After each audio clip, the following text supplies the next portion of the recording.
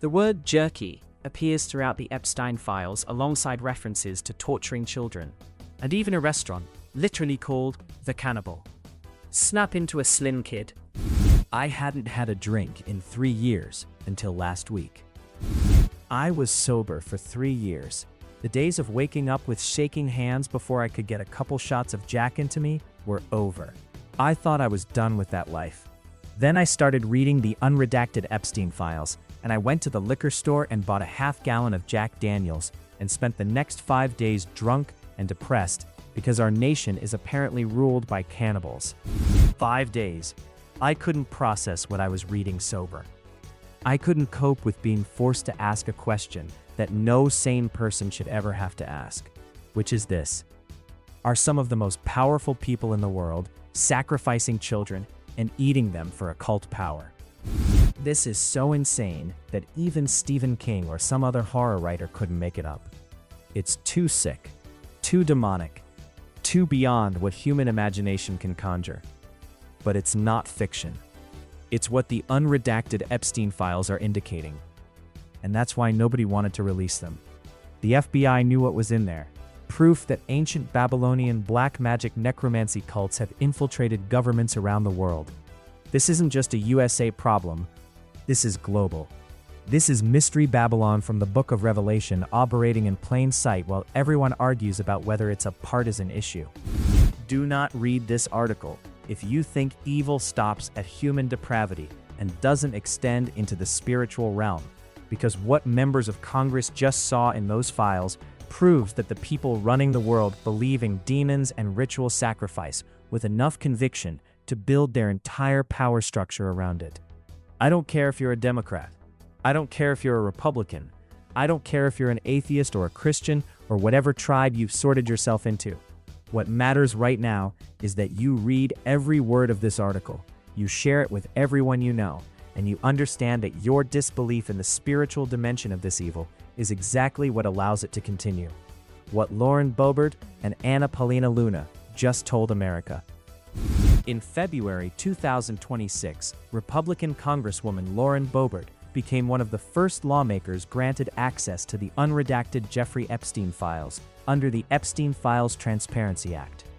What she saw disturbed her so badly that she went straight to Newsmax and told the American people something that should have stopped the world cold. This seems that it wasn't only the trafficking of young girls, as the narrative suggests, Boebert said. There are code words that suggest Jeffrey Epstein and his associates could maybe even be engaging in some sort of consumption. Republican Congresswoman Lauren Boebert is asking the questions that most Americans refuse to fathom the answer to, and the media is not giving her any airtime. Why? Boebert continued, "There's a lot of talk of beef jerky. There's a restaurant called the Cannibal where the owner is listed in some of these documents." Now, before your brain does what it's trained to do and dismisses this as too insane to be real, let me tell you what else she said. I saw more emails about torture. These coded conversations still have a very clear topic, that torture was big. It was a big driver for them. And these were sick people doing very, very sick things. Torture wasn't something that happened occasionally in this network. It was a driver. It was motivation. It was the point. Florida Congresswoman Anna Paulina Luna backed up everything Boebert said. Luna appeared on The Benny Show and confirmed she'd reviewed the same files.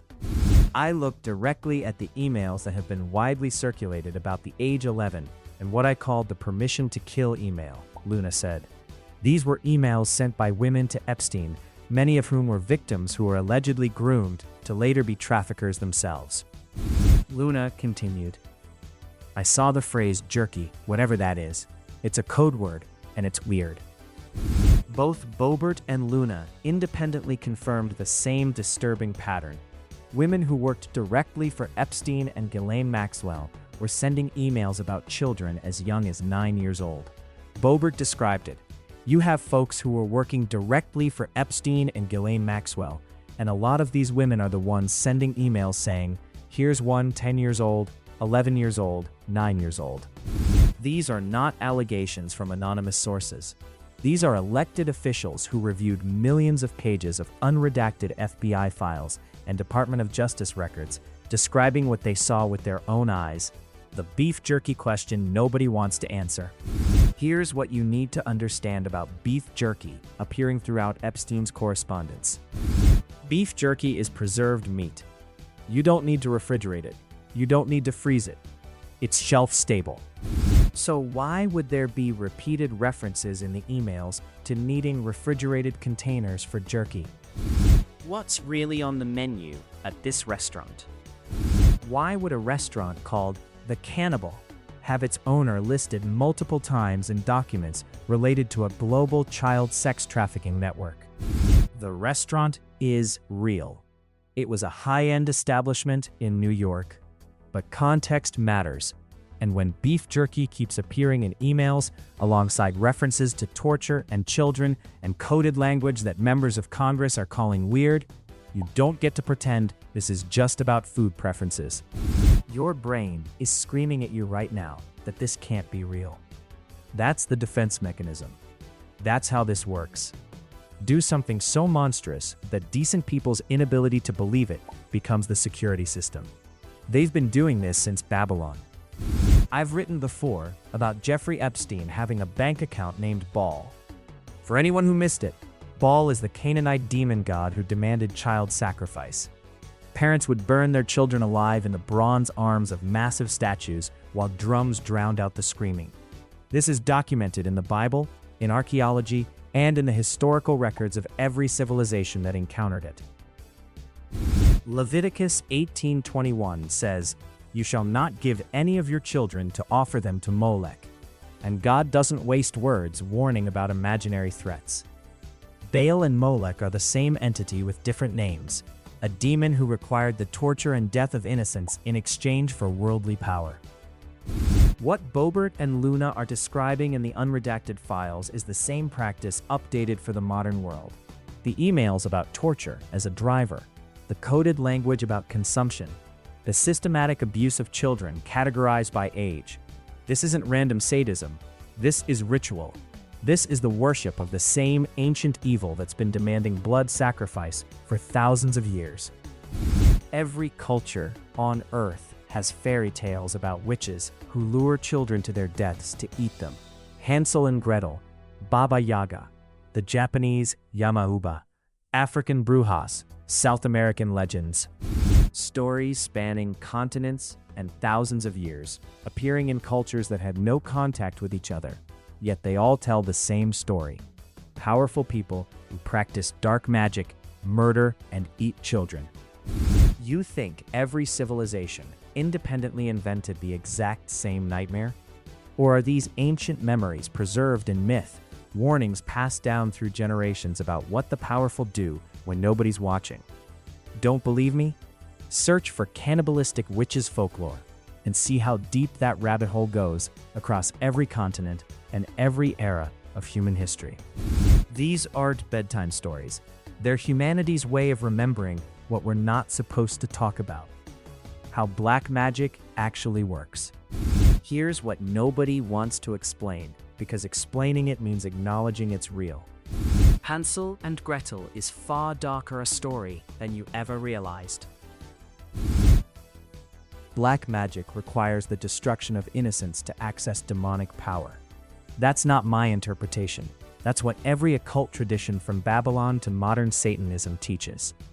You inflict maximum suffering on maximum innocence, because that level of spiritual violence opens channels to entities that grant worldly power in exchange for worship and sacrifice.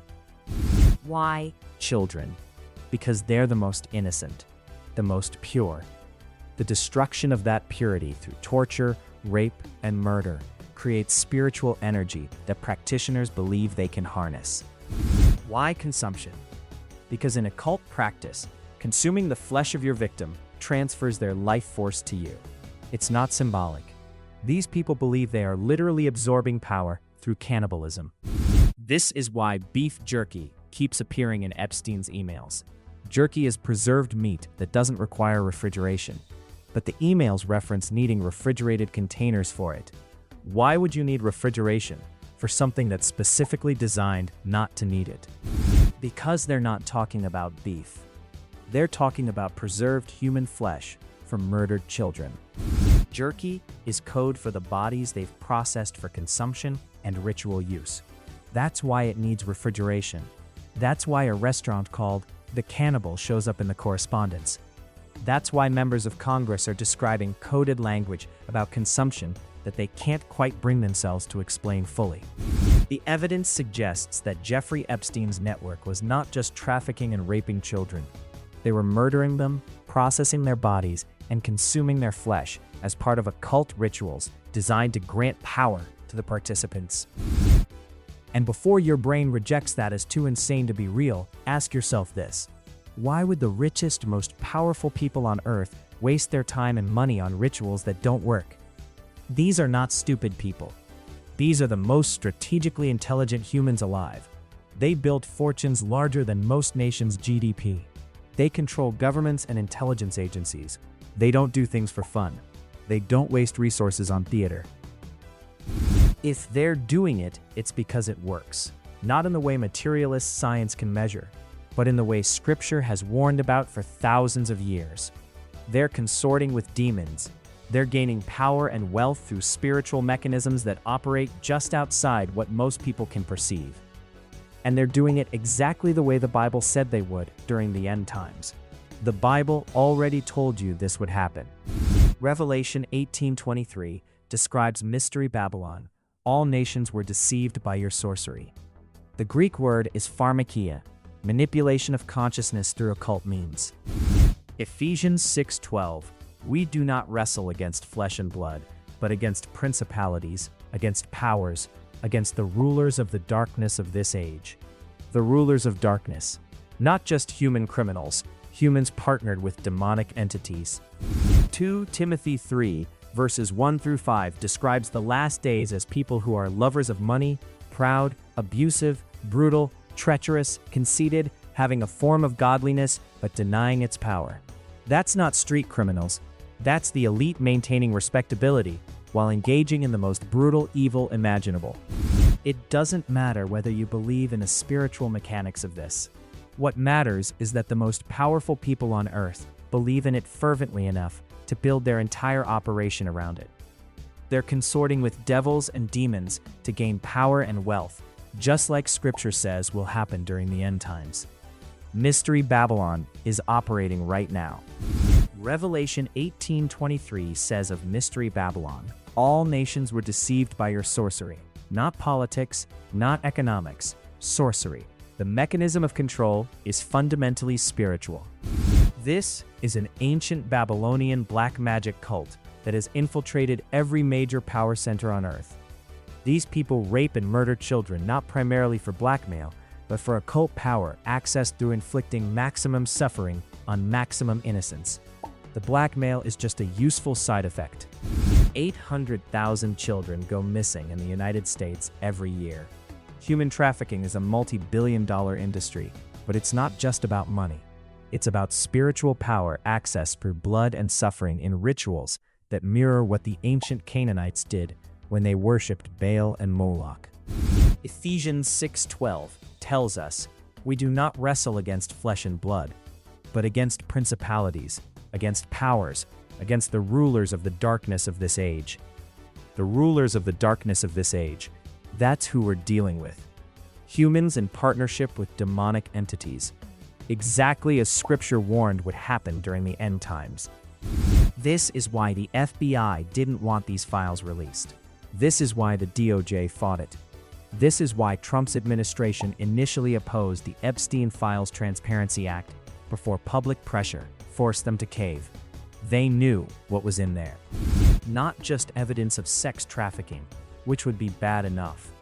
Evidence that the people running the world are practicing the same death cult rituals that God destroyed entire civilizations for engaging in. Evidence that connects modern intelligence agencies to spiritual warfare that's been raging since Babylon fell and scattered its priests across the ancient world to corrupt every nation they touched. Boebert is a MAGA loyalist, one of Trump's biggest supporters, and even she came out of that reading room shaken enough to go on television and talk about cannibalism and torture. Even she couldn't stay silent about what she saw.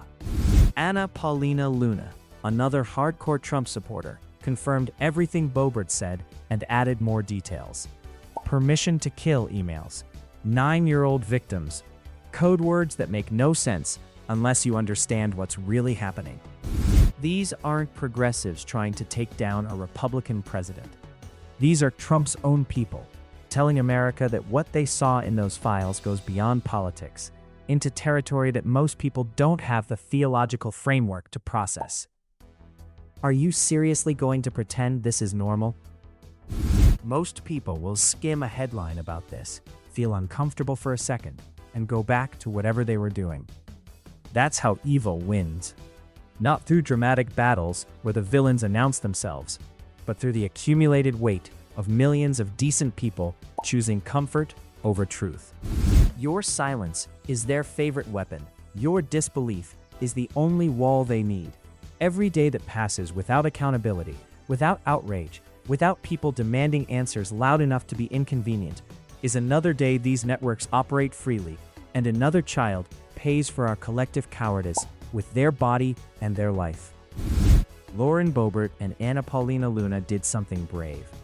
They looked at evidence that would break most people, and then they came out and told the truth about what they saw, knowing full well how it would sound, knowing they'd be called conspiracy theorists, knowing their own political allies might turn on them. They did it anyway. Now it's your turn. Stop scrolling and do something about this. Share this article right now, not later, not when you have time, now. People need to know what members of Congress are seeing in those files.